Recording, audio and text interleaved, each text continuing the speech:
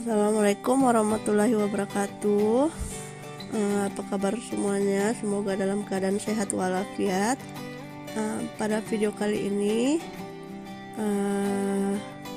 Mem akan mengajarkan mengenai tata nama senyawa hidrokarbon. Senyawa hidrokarbon itu sendiri dibagi atas 3 untuk materi ini, dan dikenal dengan istilah alkana, alkena, dan alkuna. Namun untuk pembahasan pada video ini kita akan fokus dulu pada tata nama senyawa hidrokarbon alkana. Oke, bagaimana cara memberikan nama untuk struktur alkana? Sebelumnya kalian harus tahu dulu apa yang dimaksud dengan senyawa alkana. Jadi alkana itu merupakan senyawa hidrokarbon yang berikatan tunggal atau yang dikenal dengan istilah hidrokarbon jenuh. Nah, nama alkana sendiri diambil berdasarkan jumlah atom karbon yang menyusunnya dan diakhiri dengan akhiran ana. Jadi semuanya berakhiran ana. Jadi dinamakan sebagai nama alkana dan memiliki rumus umum CnH2n ditambah 2. Nah, seperti apa itu senyawa-senyawa alkana? Pada tabel ini tampilkan senyawa alkana yang memiliki jumlah atom C1 sampai C10, tapi sebenarnya ada jumlah atom C nomor 11, 12, 13 dan seterusnya dengan nama senyawa alkana yang berbeda. Tapi untuk pembelajaran kali ini kalian fokus dulu pada jumlah atom C1 sampai jumlah atom C nomor 10. Nah, kita cek satu persatu. Jumlah atom C1 itu akan memiliki rumus molekul CH4, di mana didapatkan CH4 itu dari rumus umumnya CnH2n tambah 2. Jika C-nya 1, makanya H-nya 2 dikalikan 1 tambah 2 diperoleh H4 atau CH4 dengan nama metana. Awalan met diakhiri dengan kata ana. Selanjutnya, jika jumlah atom C nomor 2 itu akan memiliki rumus molekul C2H6 diberi awalan et dan diakhiri dengan kata ana, sehingga namanya dikenal dengan istilah etana. Jumlah atom C nomor 3 itu akan memiliki rumus molekul C3H8, namanya dikenal dengan istilah propana. C-nya 4 itu akan memiliki rumus molekul C4H10, namanya adalah butana. C-nya 5 itu akan memiliki rumus molekul C5H12 dengan nama pentana. C-nya 6 rumus molekulnya C6H14, namanya adalah heksana. C7H16 namanya heptana. C8 rumus molekulnya C8H18, namanya oktana.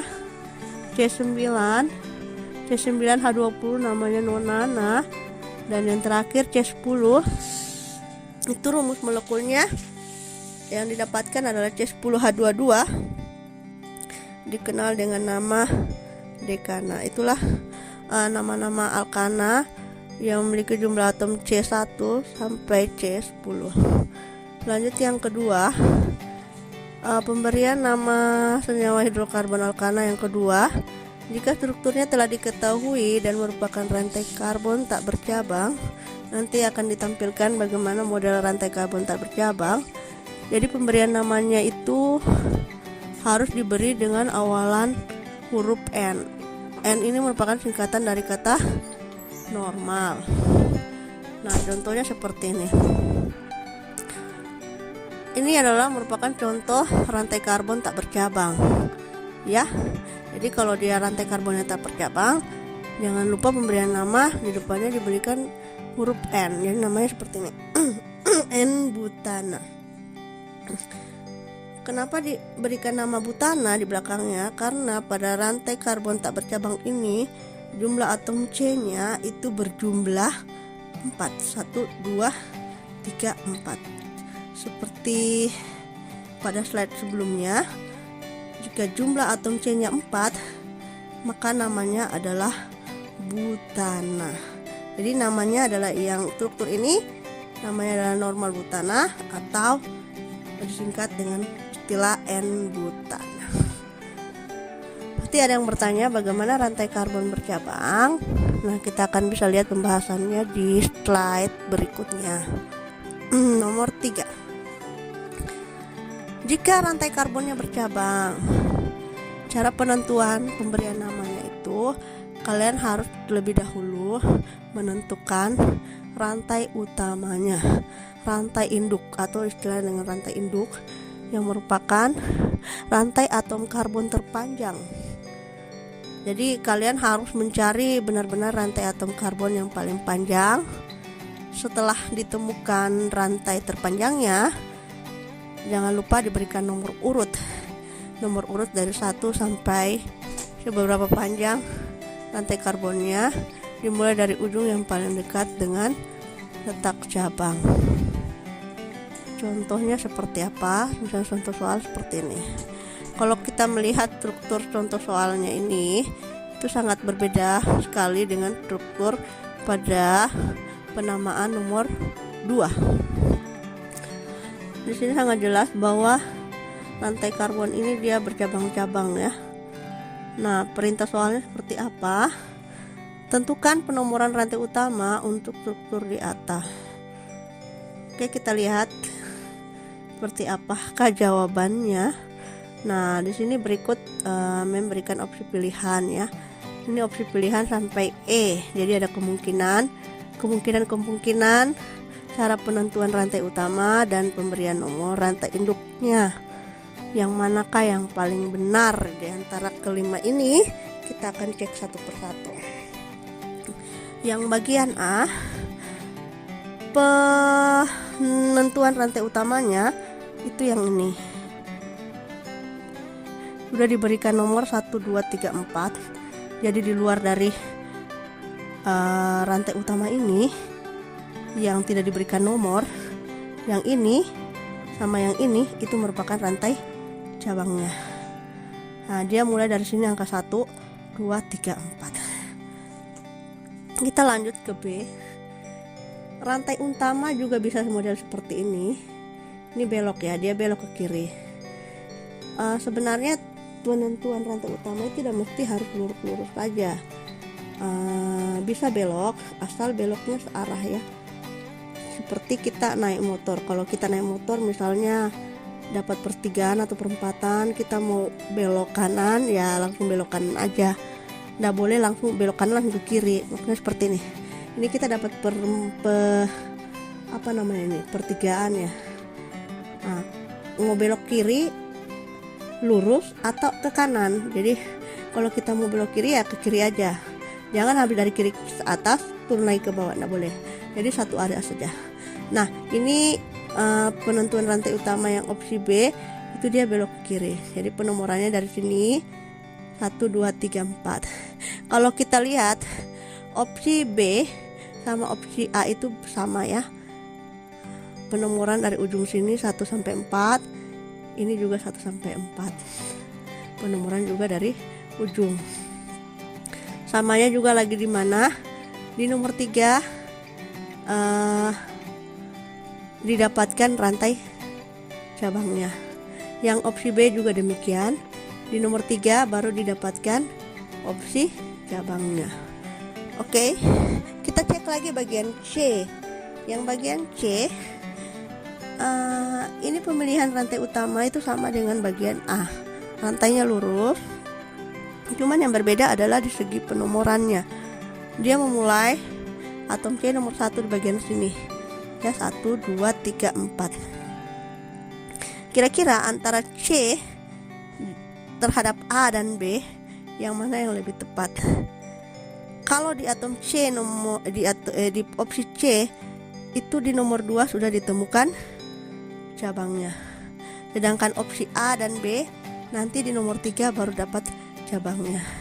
Kalian harus ingat bahwa penomoran rantai induk itu harus dimulai dari ujung yang paling dekat dengan cabang. Di antara A, B, dan C, yang paling dekat dengan cabang adalah opsi bagian C. Nomor 2 sudah dapat cabangnya. Otomatis A dan B udah diyakinkan ini adalah yang pilihan yang kurang tepat. Nah, pilihan sementara yang tepat itu bagian C ya. Kita tidak menutup kemungkinan apakah opsi C ini sudah benar atau masih salah. Kita lanjut ke opsi bagian D. Opsi bagian D, penentuan rantai utamanya dia belok ke kanan ya. Jadi kita akan temukan rantai terpanjangnya itu sampai 5. Nah, kita bandingkan opsi D terhadap opsi C. Kira-kira yang mana yang paling tepat? Jadi yang paling tepat itu adalah opsi D karena dia masih lebih panjang sampai 5, sedangkan opsi C itu sampai 4. Jadi opsi C dianggap gugur, opsi D dianggap benar. Segi penomorannya dia mulai dari sini 1, 2, 3, dia dapat cabangnya. Yang di bawah bisa mulai dari bawah sini, boleh 1, 2, 3 juga dapat cabangnya. Jadi intinya utamakan dulu rantai terpanjangnya, baru yang kedua penomorannya.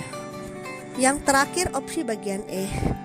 Opsi bagian E itu hampir sama dengan opsi bagian C.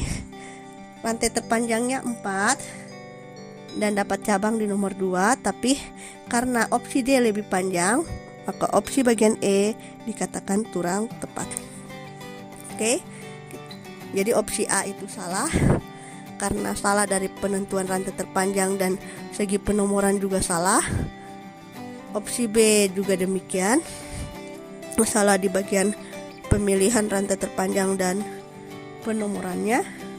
Opsi C juga salah, salahnya dari rantai terpanjangnya, tapi opsi penomorannya benar karena sudah salah di opsi E di bagian penentuan rantai terpanjang, maka bagian C juga dianggap salah. Opsi D ini benar karena benar menentukan rantai terpanjangnya. Yang opsi E juga salah. Jadi opsi pilihan untuk jawaban struktur yang telah diberikan itu yang benar adalah opsi bagian D. Harap semuanya paham di sini. Oke, kita lanjut lagi ke tata nama aturan yang keempat. Nah, kalau tadi kita sudah menentukan rantai utama dengan pemberian nomor rantai induknya, berarti ada rantai cabangnya di luar dari rantai utamanya. Kira-kira adakah penamaan khusus untuk gugus cabangnya? Jadi ada ya. Jadi setelah kalian menentukan rantai utama, nanti di luar rantai utama itu kan ada gugus cabangnya. Nih, gugus cabang yang terikat pada rantai utama.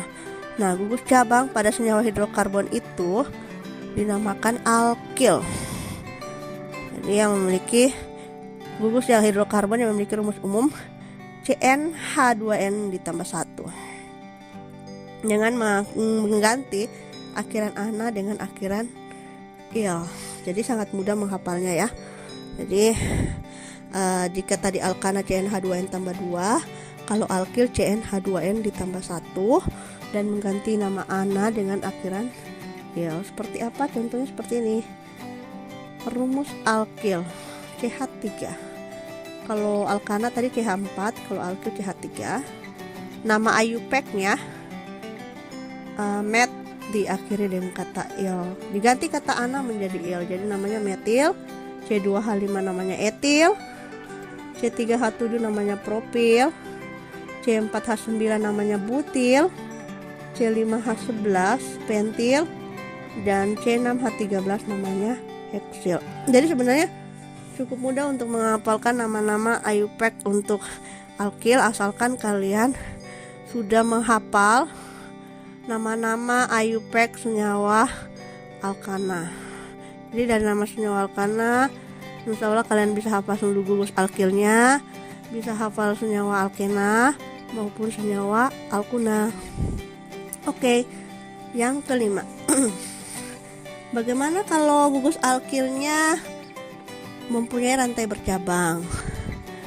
Nah, ini sebenarnya paling jarang ditemui, tapi kalian harus pelajari juga ya. Kalau ditemukan model alkil seperti ini, itu namanya isopropil.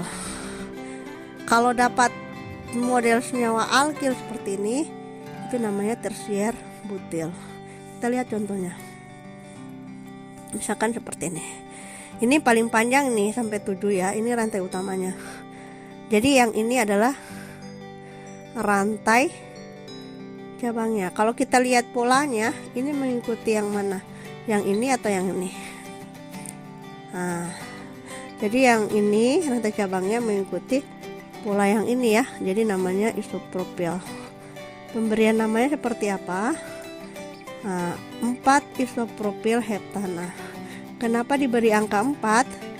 Karena isopropilnya terikat pada atom C nomor 4. 4 isopropil heptananya dari mana?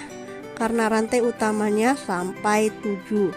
Jadi jika jumlah atom C-nya 7, maka nama senyawa alkananya adalah heptana. Oke, kita lanjut lagi ke 6. Jadi dapat kita simpulkan bagaimana urutan penamaan alkana, yaitu yang pertama dimulai dari nomor cabang, nama cabang, dan nama rantai utamanya. Contoh seperti ini. Kita tentukan ini sudah ditentukan ya. Rantai utamanya ini ya.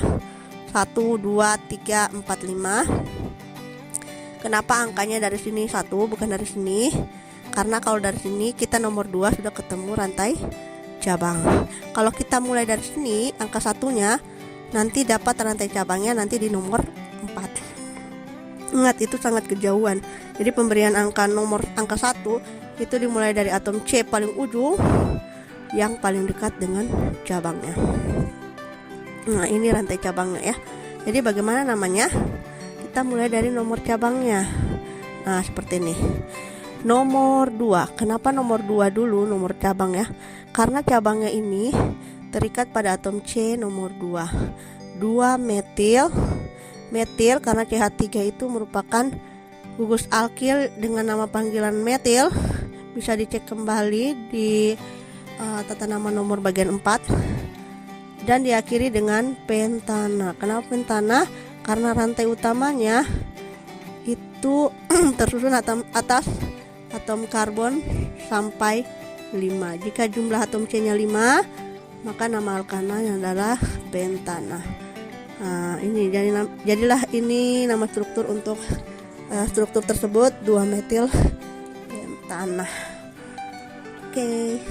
Bagaimana kalau cabang-cabangnya banyak? Penamaannya seperti apa? Kita bisa cek pada bagian ke-7. Jika terdapat lebih dari 1 cabang yang sama, nama cabang disebut sekali. Kalau nama cabang yang sama, tetapi diawali dengan awalan dari bahasa Yunani ya. Ya, berlaku mulai dari di, tri, tetra, dan seterusnya. Tidak berlaku dari kata mono ya. Kalau 1 ya enggak usah dituliskan mono. Tapi kalau samanya 2, ini. Kalau samanya 2 diberi awalan di, kalau 3 diberi awalan tri, kalau 4 diberi awalan tetra, dan seterusnya. Dan perlu diketahui bahwa penulisan cabang, jika cabangnya ada lebih dari 1 atau 2 yang berbeda, maka diurutkan berdasarkan alfabetis. Di abjad ya, A sampai Z. Contohnya seperti ini. Ini Mem sudah berikan tentukan rantai terpanjangnya. Nomor 1 dari sini. Kenapa bukan dari sini nomor 1-nya? Kita lihat dulu. Kalau dari sini angka 1 2 itu dapat cabang. Kalau dari sini juga 1 2 dapat cabang. Tapi lihat cabang mana yang paling banyak yang didapatkan. Kalau dari ujung sini 1 2 itu kita akan dapat cabang 1 2, dan nomor 3-nya langsung dapat cabang lagi. Jadi lebih banyak dilalui cabangnya. Kalau kalian mulai dari sini angka satunya 1, 2 itu dapat cabang, jumlahnya cuma 1 di nomor 2. Di nomor 3-nya tidak dapat. Jadi yang benar adalah seperti ini. Kita mulai dari sini ya. 1, 2, 3, 4, 5, 6. Ini adalah rantai utamanya. Terus cabang-cabangnya ini apa saja? Nah, ini namanya cabangnya etil. Karena jumlah chainnya ada 2, hanya ada 5, jadi namanya etil. Yang ini cabang metil, karena jumlah chainnya 1, hanya 3. Yang ini juga metil, yang ini juga metil. Oke, penamaannya seperti apa? Nih penamaan yang benar. Kenapa etil lebih dulu disebut dibandingkan metil-metil ini? Karena disusun berdasarkan alfabetis. Jadi etil huruf E itu lebih duluan dituliskan daripada huruf M. Jadi 3 etil. 3 etil karena etilnya terikat pada atom C nomor 3. 3 etil 2,2. Kenapa 2,2? Karena di nomor 2 ada 2 gugus metil yang sama. Jadi penomorannya harus dituliskan 2 kali juga. 2,2,5 karena di nomor 5 juga metil yang sama. Karena di sini ada 3 gugus metil, jangan lupa diberi awalan tri. Jadi namanya 2,2,5 garis datar trimetil. Jika tidak ada lagi cabang yang lain, kita bisa tutup dengan rantai utamanya. Heksana. Heksana dari mana? Karena rantai karbonnya ada sampai 6. Jika jumlah atom C-nya 6, maka namanya dikenal dengan istilah heksana. Oke, sampai sini mengerti. Jika kurang dipahami, nanti bisa kita diskusikan bersama lewat WA.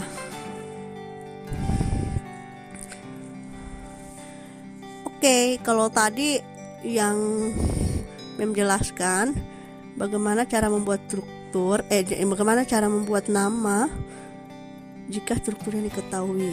Nah, sekarang sebaliknya, bagaimana cara membuat struktur alkana jika yang diketahui itu adalah nama IUPAC-nya. Ini sebenarnya lebih sangat mudah dibandingkan ketika diketahui strukturnya dibuatkan namanya. Oke, contohnya seperti ini ya. Ada contoh nama seperti ini, 3,4 dietil, 2,2,3 trimetil, 4 propil heptana. Langkah-langkahnya seperti apa? Yang pertama, kalian susun dulu rantai utama terlebih dahulu dan berikan nomor untuk tiap atom karbon yang dibuat. Kalau kita lihat di sini rantai utamanya yang mana? Heptananya ya. Jadi kalian harus buat C-nya sampai 7 heptana dan diberikan nomor 1 sampai 7. Nih. Jadi seperti ini. 1 2 3 4 5 6 7. Setelah kalian buat, yang kedua letakkan rantai cabang pada nomor yang sesuai pada rantai utama. Jadi seperti ini ya. Di nomor 2 itu ada metil. Kita tuliskan, kita buatkan garis, tuliskan CH3. Nomor 2 juga ada metil, jadi metil lagi bikin di bawahnya. Di nomor 3 ada metil juga, ada etil juga, kita tuliskan. Terserah mau etil di bawah atau metil di atas, terserah. Di sini ibu tulis etilnya di atas, metilnya di bawah, suka-suka anda saja. Yang di C nomor 4 ada etilnya dan ada propilnya. Oke, kalau kita sudah susun semua cabang-cabangnya seperti ini, tahap terakhir apa yang kita lakukan yaitu melengkapi atom C dengan atom H hingga rantai karbonnya memenuhi aturan oktet. Jadi kalau kita lihat struktur nomor 2 itu ada atom karbonnya yang belum memenuhi aturan oktet. Maksudnya syaratnya dia harus memiliki 4 elektron valensi dengan jumlah ikatan 4 ya. Nih. Jadi modelnya seperti apa? Seperti ini. Ini yang pertama ini kan C tangannya 1, berarti dia butuh 3 lagi, makanya kita tambahkan hanya 3. Jadi pas ya memenuhi aturan oktet. Bagian nomor 2 tidak perlu lagi karena tangannya sudah cukup 4 nih, 1 2 3 4. Jadi sudah memenuhi kaidah oktet. C3 juga demikian, C4 demikian. Untuk yang C5 ini tangannya baru 2. Jadi supaya dia 4 kita tambahkan H2. C6 juga demikian, tambahkan H2 supaya tangannya 4. Yang 7 tangannya baru 1 ini. Jadi kita tambahkan 3 CH3. Demikianlah bagaimana cara mengubah dari nama menjadi struktur. Semoga penjelasan tadi bisa kalian cerna baik-baik dan kalian pahami. Kalau jika ada yang kurang dimengerti, bisa kita share bareng bagaimana cara memecahkan masalah yang belum kalian pahami lewat WA group tentunya. Demikianlah penyampaian dari MEM untuk pemberian tata nama senyawa hidrokarbon khususnya senyawa alkana. Sekian, wabillahi taufiq wal hidayah. Wassalamualaikum warahmatullahi wabarakatuh.